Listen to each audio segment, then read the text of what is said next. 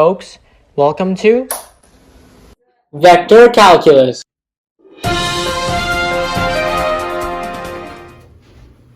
Alright folks, welcome back to the next lecture in Vector Calculus. Today we're going to be taking a look at how to find where a three-dimensional line hits the x, y, or z axis. So let's go ahead and check out the problem we've got waiting for us today. Alright, so here's the problem.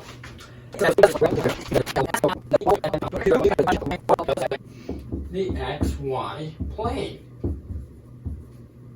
Alright, we just barely fit the question in there. Now, let's go ahead and read the question one final time for the third time in a row, and let's see if we can make any sense of this guy. Alright, so we've got a line, and it's passing through a point.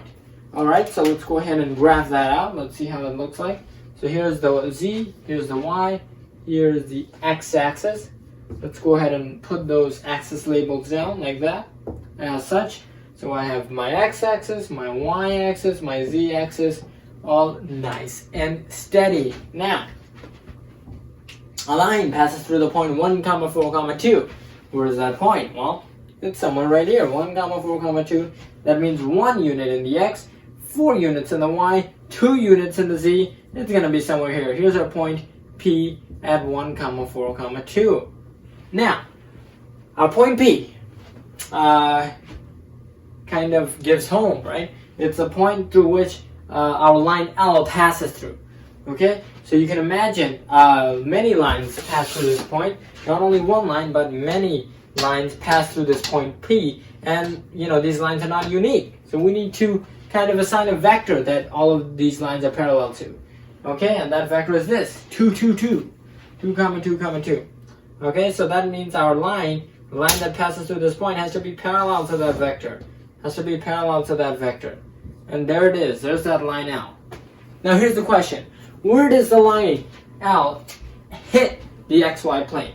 Remember, this is the xy plane, and we basically want to know where on this plane does our line L hit this plane. Well, what is this point where the line L hits the xy plane? Well, to answer that question, what we have to do is not too bad, right? How do we find out where the xy plane is hit? Well, notice that on the xy plane, what coordinate is 0? The z coordinate is 0, right? The z coordinate is 0. And we can use that to our advantage, right? First thing we want to do, find the equation of this line. And then we can use the fact that the z has to be 0 at whatever point is hit over here to find the point, to find this point. So let's go ahead and do that. Let me go ahead and give this point where the line hits the xy plane Q. So now what we can do is find the equation of our line, okay? Remember, in 3D, to define a line, you need two things, a point and a vector. We've got a point. What's our point? It's 1, 4, 2. Okay? This 1 is x naught. This 4 is y naught. This 2 is z naught. These are all constants. But I also need a vector, and that vector is 2, 2, 2.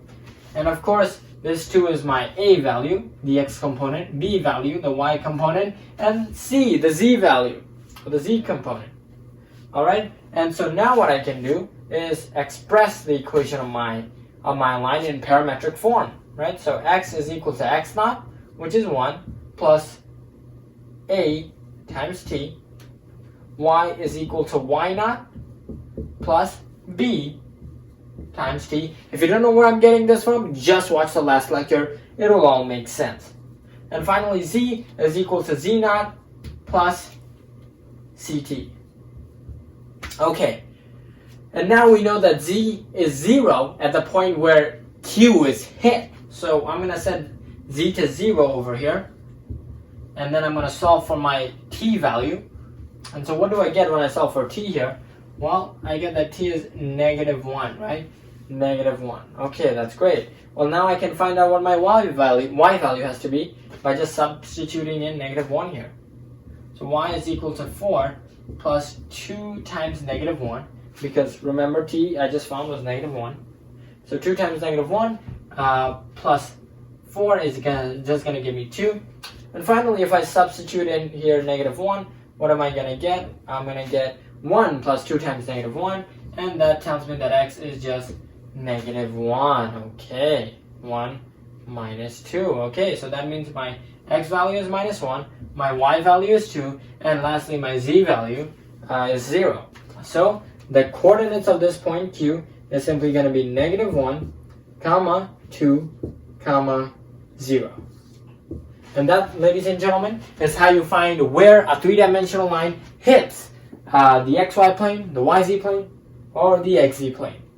Alright folks, thanks for watching this lecture on vector calculus, and we'll check you out next time.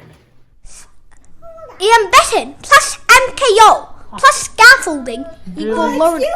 We believe anyone can learn anything. That's why our motto is memorization is a crime. And that's why we partnered with Brilliant. Brilliant transforms math and science into hands-on activities so that you too can understand everything from first grade math to E equals MC squared.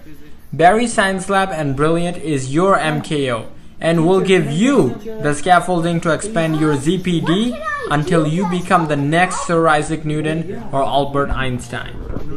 Visit brilliant.org/Barry Science Lab today. And the first 50 of you to use that link will get a 20% discount on the Brilliant annual subscription.